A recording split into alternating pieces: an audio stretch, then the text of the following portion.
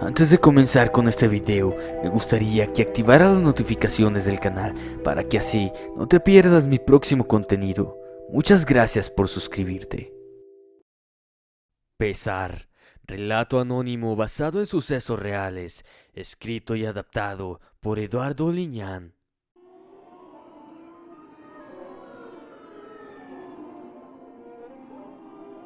Bienvenidos a Inframundo.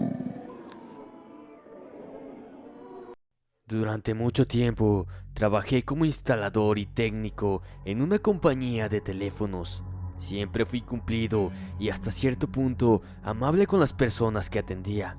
Aunque muchas veces me hiciera responsable de sus problemas, sabía cómo lidiar con esos inconvenientes. Como parte inherente de mi trabajo, había que entrar en las casas y de cierta forma invadir la intimidad de las familias. El poder resolver algún problema técnico con su línea y conforme avanzaba el tiempo, también la modernidad con el internet. Nunca vi o escuché nada que no fueran los típicos problemas familiares o las discusiones entre esposos por ver quién usaba más la línea. Sin embargo, fue en uno de mis últimos reportes que atendí. Ahí mi perspectiva sobre las cosas sobrenaturales cambió radicalmente. De la central me llamaron para atender una falla de la línea en una casa en una colonia popular en Puebla. Así que hice mis preparativos, las pruebas en la central, y al ver que no había enlace, tuve que dirigirme al lugar donde estaba la falla. Al llegar noté que las casas de esa calle en particular eran muy antiguas, de épocas en las que las construcciones las hacían de ladrillos y tejas, cuyo esplendor de antaño sería consumido por el tiempo y la humedad. La maleza y los pequeños arbustos que crecían por entre las grietas, aferrándose con sus raíces para mostrar que al final la naturaleza ganaría. La casa del problema no era mejor. En su fisonomía estaba rodeada de vegetación y plantas sin cortar. También en el porche descansaba lo que había sido una florida bugambilia esplendorosa y ahora eran solo restos de ramas secas que le daban un aspecto inquietante a la propiedad. De puertas y ventanas de maderas apolilladas y casi cayéndose, sus paredes ya habían perdido la batalla contra las lluvias y el tiempo. Se habían desprendido partes del revoque dejando ver los ladrillos y varillas podridas de las paredes y columnas. De las pocas tejas que apenas sobrevivían, quedaban restos, y en los huecos de las que habían estado ahí se anidaban palomas que emitían sonidos de arrullo y gorgueos. El día estaba nublado y casualmente completaba el cuadro peculiar de casas embrujadas que aparecían muy a menudo en los cuentos que leía a mis hijas.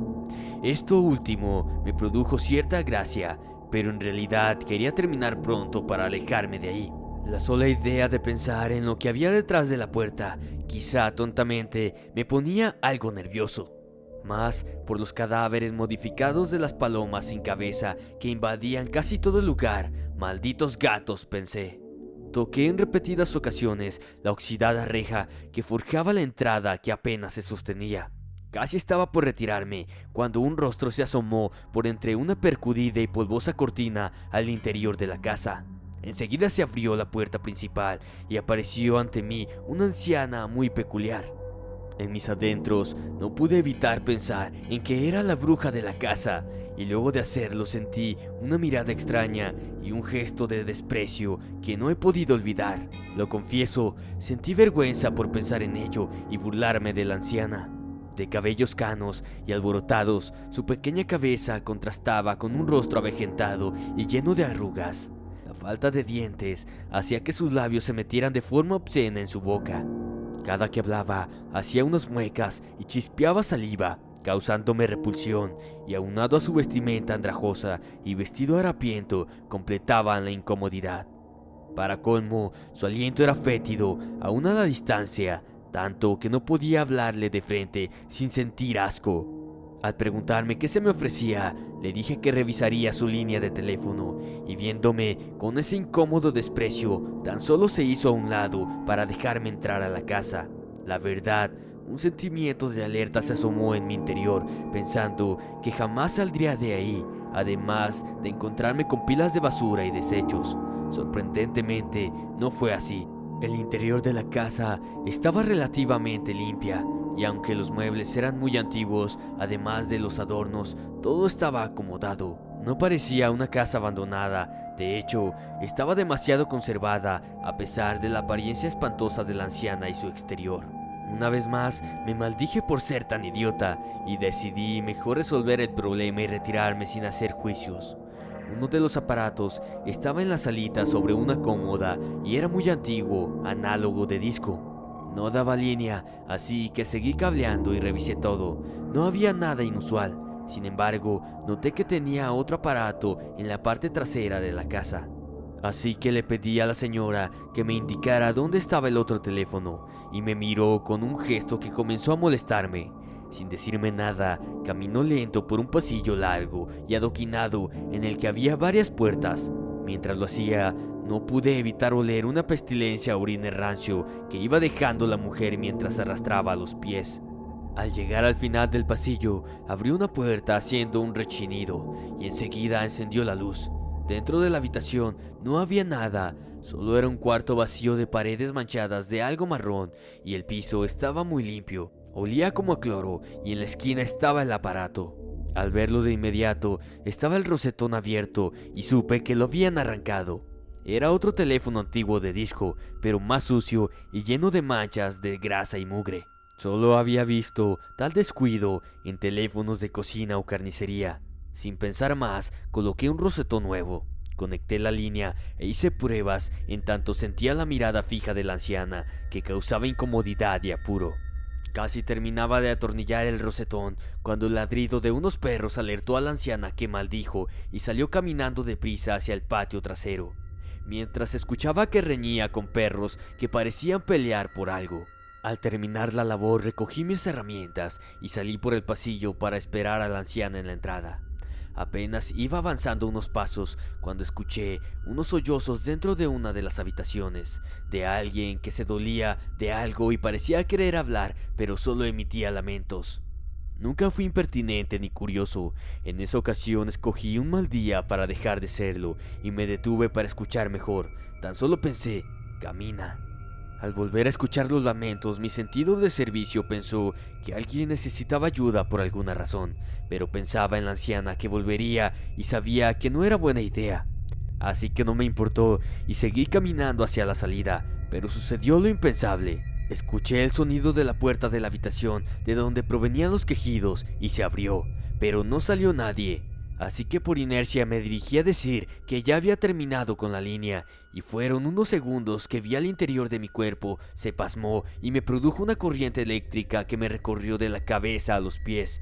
Había una cama donde descansaba un colchón sucio y raído, en el cual estaba una jovencita de unos 13 años, muy delgada y sin cabello, que parecía suplicar piedad por sus ojos vidriosos sumidos en el rostro.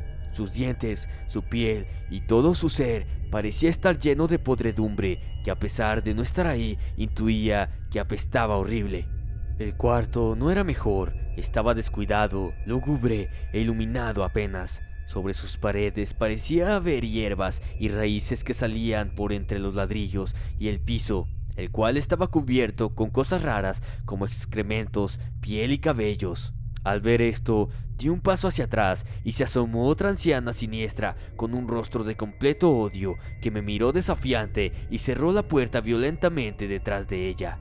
La otra anciana ya había regresado y sostenía del collar a un gran perro de pelaje marrón cuya raza no distinguí, pero lo que sí vi era que masticaba un hueso que parecía satisfacer su hambre y la violencia que emanaba.